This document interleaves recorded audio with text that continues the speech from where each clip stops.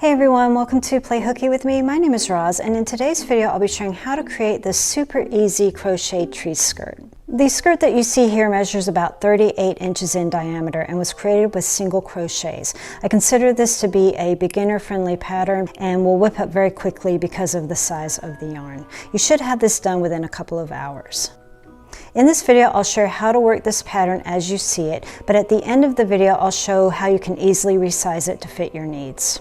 I've added timestamps along the progress line so you can jump straight to your point of interest. And be sure to check the description box below the video because I usually add extra details in there as well. Okay, I think that's about it, so let's play some hooky. The yarn I chose for this project is by Loops and Threads. It's a Jumbo 7 and requires a 19mm hook. However, I didn't have one on hand, so I used a 15mm and it worked just fine.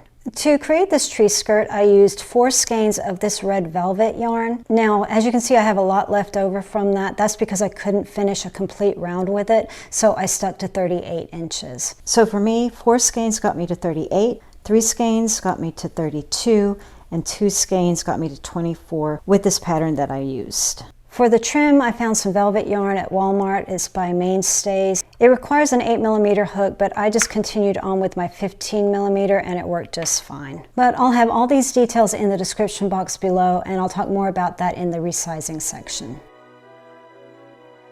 The tree skirt measures about 38 inches in diameter and the center opening is around 6.5 to 7 inches wide. We're going to be starting from the center and moving our way outwards. Now for demonstration purposes, I'm actually just going to chain up to 12, but for this pattern you do want to chain up to 24. So add a slip knot to your hook. I just pull from the center to form a loop and chain 24.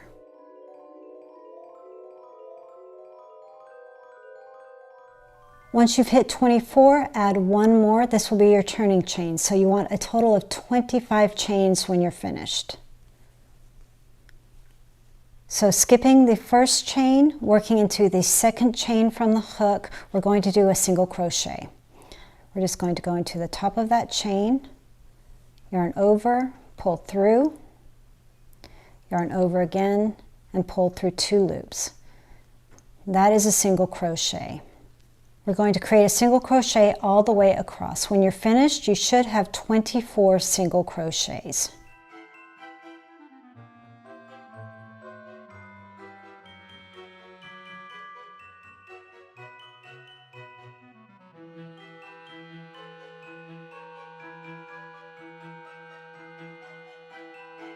We're getting ready for round 2. Double check that you have 24 single crochets. Chain 1. And turn. We're getting ready to do our increase row, and just as a little tip here, we're going to be increasing on every even numbered row. To do an increase row, we're going to start with 1 single crochet and then increase with 2 single crochets in the next stitch and do this all the way across. So working into the very first stitch here, we're going to create our first single crochet. You want to make sure that you catch both of these loops. I use my fingers a lot for this project to help me find my way with this because it is so fluffy. So single crochet. There we go. So that was 1 single crochet and now an increase. That's just 2 single crochets in the next stitch. 1 and 2. You're going to repeat this all the way across. 1 single crochet, increase, single crochet, increase. So now we're back on single crochet. And now an increase, 2 single crochets. 1, 2.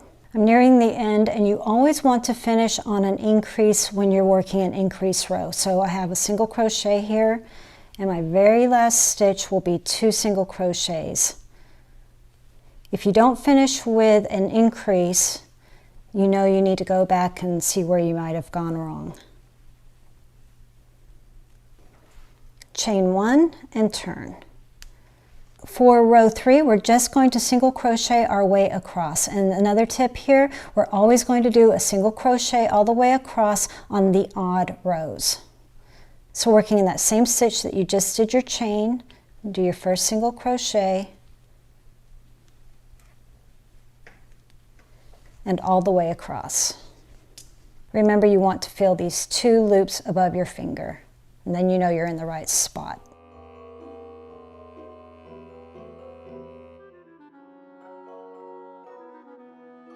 When you're finished with row 3, double check that you have 36 stitches. Now at this point you should start seeing that your circle is starting to form. You won't see it here because I'm not using enough stitches, but on your project you should see it forming really nicely. We're getting ready for row 4 now, so chain 1 and turn. We're on an even row, that means we're on an increase row. So we're going to do, instead of a single crochet and then an increase, now we're going to do 2 single crochets and then an increase. So working in that very first stitch under that chain, do your first single crochet, single crochet in the next stitch,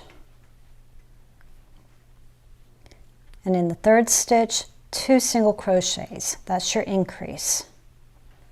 1, 2. Now we're going to repeat that all the way across. 2 single crochets, increase. 1, 2, and then an increase in the next stitch. If you don't end with an increase, you know something didn't go right, and you need to go back and redo that row. Great. Chain 1 and turn. We're back on an odd row, so that means we're just going to single crochet our way across.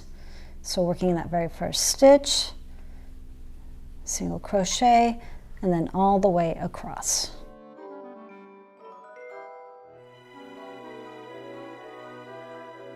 Now we're ready for row 6, and that is an even number. That means we are back to an increase row. So chain 1 to get ready and turn.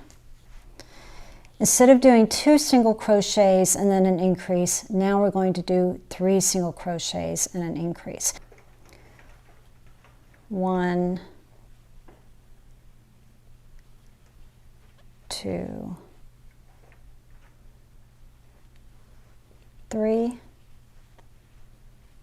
and increase. 1, 2, and all the way across. So I hope by now you're understanding the sequence. We're just going to be increasing incrementally with each even row. So for example, we started with 1 single crochet and then an increase, then 2 single crochets with an increase, 3 single crochets and an increase. And you'll continue doing this until you reach the diameter of your skirt. I'm going to stop there because I think you have the idea of what you're doing here. You're just going to be completing single crochets on the odd rows and doing increases on the even rows. I'll be sure to add the sequence in the description box below with all the stitch counts at the end of those rows. We're getting ready to do row 17 now. You should have completed row 16 if you're following along with my pattern. That should give you 120 stitches.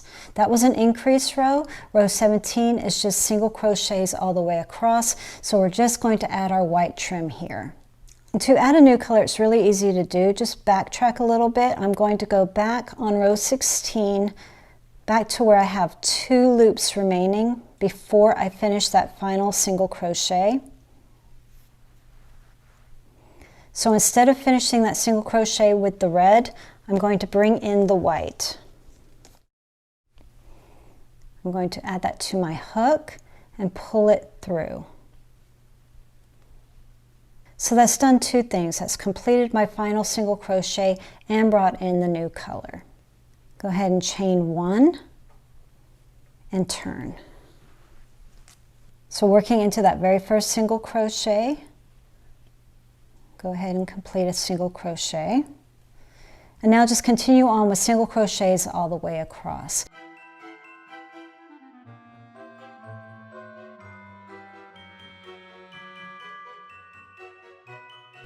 And then to finish, just trim, thread through, and weave in your ends. To weave in your ends, it's really easy to do. I just go into the base here, kind of camouflaging it.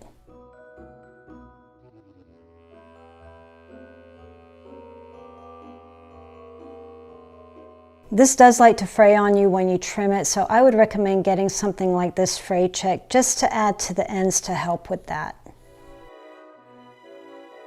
To resize this, it's really easy to do. You want to focus on multiples of 4 when you want to chain up or down with this pattern. So for example, I worked with a chain of 24. You may want to go down to a chain 16 or 20, or go up to a 28 or 32. Just a quick tip here, do a test for yourself with the chain count. You may find that you're not using enough chains and it's not forming a nice circle for you. For example, I used a chain of 12 for the tutorial, and that definitely wasn't enough to form a perfect circle. One thing that really helps if you're not quite sure what size you want to make your tree skirt is if you have an existing tree skirt already, go ahead and take that and measure it. Measure the width of it, that's your diameter, and then the center opening as well to get that chain count. If you don't have a tree skirt but you do have the tree stand available, you can do the same thing. You can measure the width of that to get your diameter. And if you're working with an artificial tree, then usually on the box it tells you the width of the base of your tree, so you can use that measurement as well.